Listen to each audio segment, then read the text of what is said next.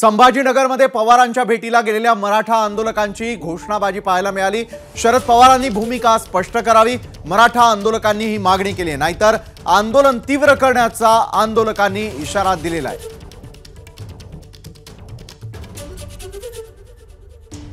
संभाजीनगरमध्ये पवारांच्या भेटीला गेलेल्या मराठा आंदोलकांची घोषणाबाजी सुरू असल्याची आपण दृश्य पाहतो।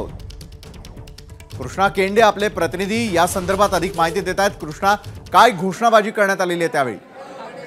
आपण पाहिलं तर काल एक मराठा संघटनेचे लोक सकल मराठा समाज म्हणून निवेदन देण्यासाठी आले होते शरद पवारांना, आणि त्यांचं असं म्हणणं होतं की शरद पवार यांनी ओबीसीतून मराठा समाजाला आरक्षण द्यावं याबाबत भूमिका स्पष्ट करावी। आज सकाळी देखील एक संघटनेचे लोक या ठिकाणी आलेले आहेत आणि त्यांची तीच भूमिका आहे की ओबीसीतून आरक्षणाची बाबतची भूमिका या ठिकाणी स्पष्ट करावी।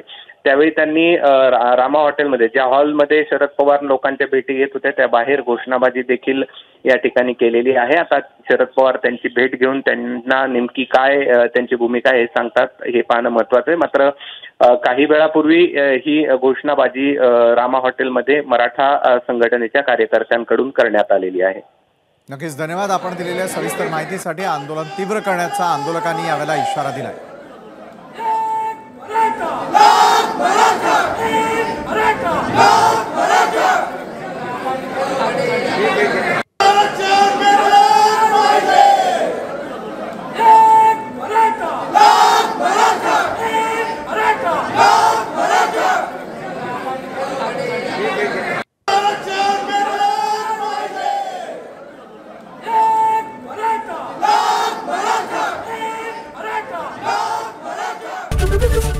एबीपी माझा, उघडा डोळे बघा नीट।